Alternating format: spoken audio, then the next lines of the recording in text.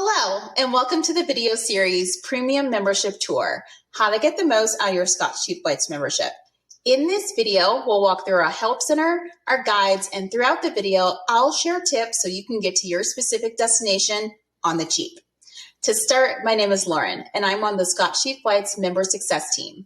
Our team is who answers you when you email us at support@scotchcheapflights.com. Reach out to us with general questions for travel advice, membership concerns, or even to share a testimonial. We love those. Once again, that email is support@scotchcheapflights.com. All right, let's get going. All right, here we are in our help center. If you ever need some assistance, want to read a guide or an article to help you out with your membership, head on over to our help center. You can get to this page either from the footer of our website, just click on help center, or if you're in your main account, you're going to see the little hamburger 3-line menu up here. Click that and then click on Help Center, and it takes you to this page. So on this page, we have a couple of different things. First, we have the search bar up top if you want to just pop your question in there and search for it. But we also have some categories down here. So our Getting Started category is all about who we are, what we do, and just some general overall information about us.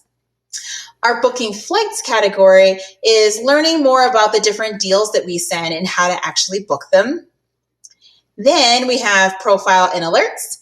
That is getting help with how to access your account, change your preferences, and change your settings. And then Membership and Billing. This is for our paid members, so either Premium or Elite, if you need some help with managing your paid account online.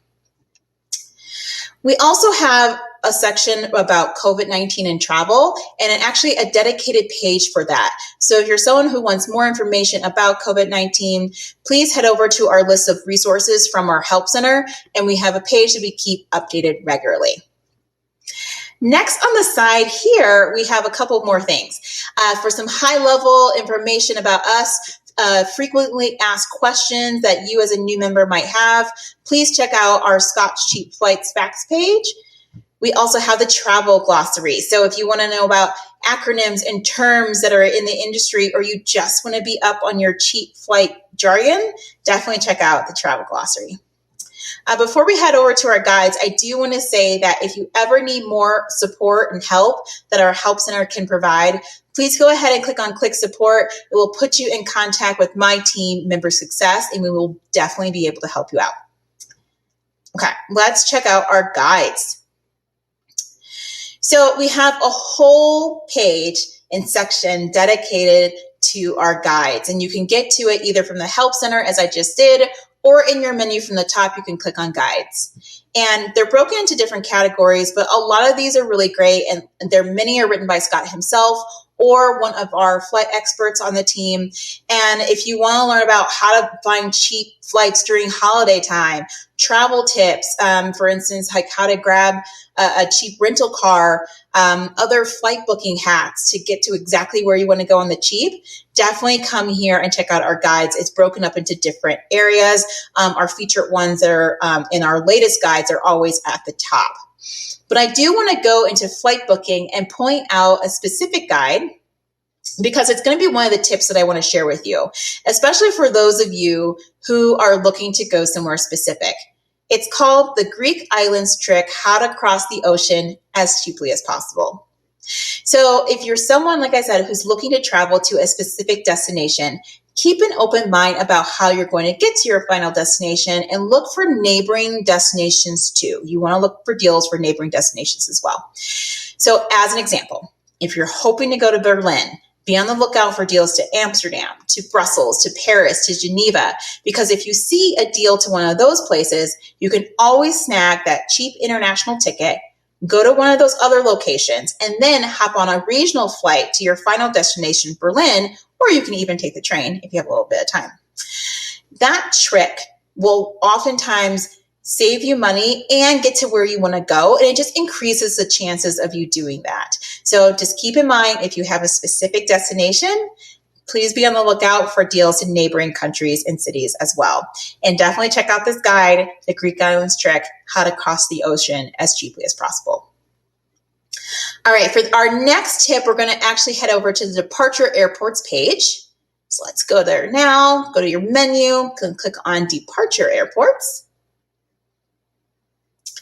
And here I am. Okay, let's go into our next trip. So this one is all about connecting airports, but before you head overseas. So what you want to do is follow the maximum amount of airports in order to increase your chances of scoring a specific deal. So as a premium member, you can follow up to 10 airports. So if you're looking for something specific, I would say definitely follow 10 out of 10. And the reason why is because you just want to have more opportunities to score more deals because it just overall you're just going to receive a more volume from us. So here's an example.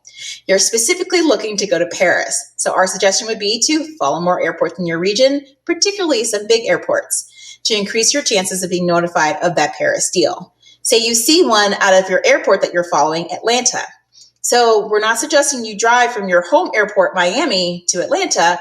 Instead, what you're going to want to do is grab that cheap international ticket from Atlanta to Paris. And then after you've done that, book a connecting flight from Miami to Atlanta.